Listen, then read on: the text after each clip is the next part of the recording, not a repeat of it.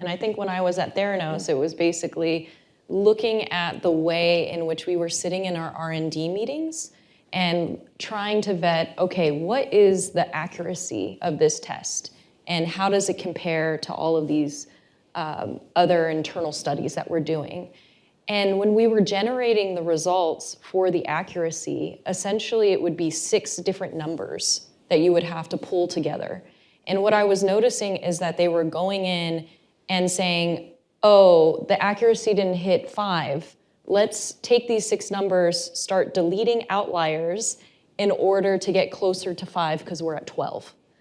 And so this was like, well, what is this? This is strange. Like, what is this outlier deletion process? Because it just doesn't seem to make sense to me what the logic and the rationale between what you decide to delete and what you don't delete. And if anyone has any sort of scientific training, the number one thing they teach you is you just keep all the data, and once you have all the data, you can kind of discern what kind of patterns are we seeing, what's actually going on here. And so this act of this outlier deletion was that curious of like, am I missing something here? What's kind of going on? What is this process? And I remember going to so many different people like, can someone just give me an SOP about how you do outlier deletion? Because it just seems like they're making this up. And people are like, oh, well, if it's high here and it's low here and you compare it, and no one could ever give me a good answer on what that actual framework they were using for this outlier deletion was. And what I started to notice is because they were engaging in this practice, when I would then go on to test patient samples, essentially prior to running a patient sample, you run these things called quality controls. So it's a sample you run where, again, you know the concentration is supposed to equal 12. And whenever I'd run it through the device, it'd come out like 54 or something. So then I was like, oh, okay. It's now at the point that our whole machine has been developed on data that's been manipulated. So now when we're actually running the patient samples on these machines, it's generating the false result. And it's not coming out the right way. So then, again, I was curious, like, okay, where's the problem then? Because now I have this machine that's supposed to tell me that this equals 12 and it equals 42. So where did we go wrong? Where are the problems? And so I had spent a lot of time trying to investigate internally in the organization, where is this problem? Is it the chemistry? Is it the device? Is it I'm incompetent? Like, what could it be? What could it be? Because at the end of the day, the one thing I know is that 12 does not equal 42.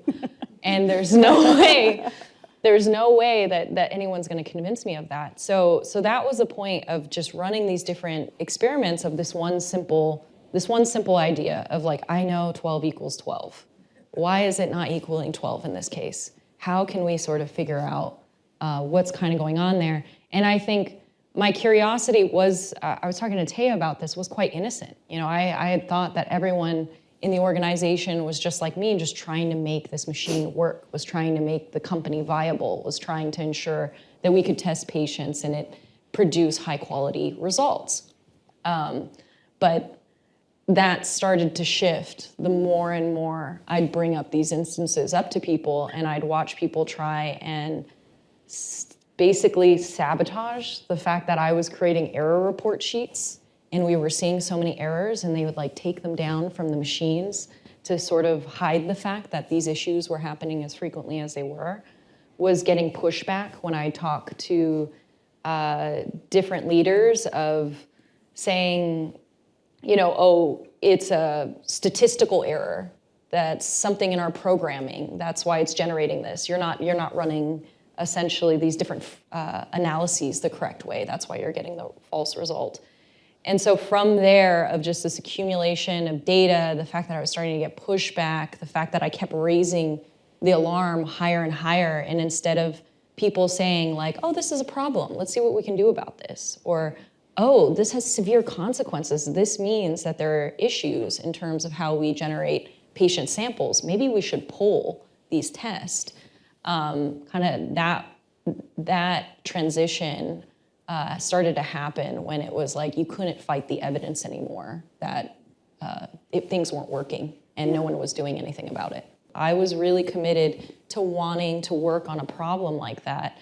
And so for me, even though I was headed up against opposition of different people internally in the organization, that responsibility to even that vision was still so strong of wanting to provide good healthcare for people, of seeing that as a genuine need of something that we needed to work on in society.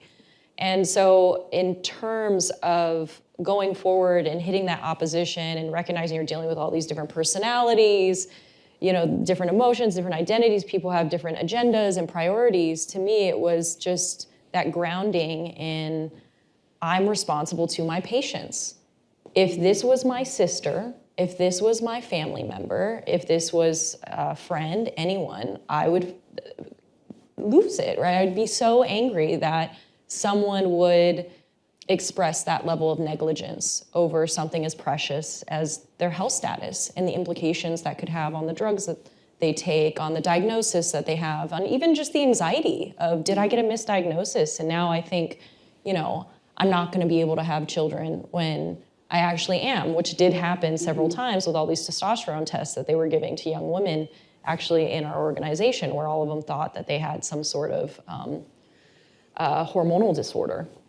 So that made it, in a way, it's hard to explain. It's like that made it easy even when the adversity of speaking forward, or the adversity of all the pressures around me became so difficult to manage.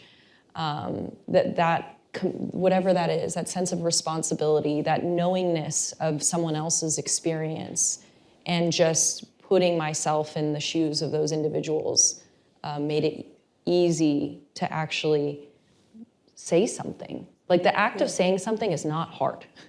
It is not hard at all. It is the pressures sort of surrounding that, the personalities sort of surrounding that kind of made it difficult. But like at the end of the day, this wasn't personal. This was we have a job to do. We're supposed to provide high quality diagnostics. Mm-hmm. Like I think I have a fair standard, as anyone would have a fair standard on what quality means in that context. And we're not hitting that. And what are we going to do about it? And that was probably the simple message that I kind of carried, even though the pressures were quite high.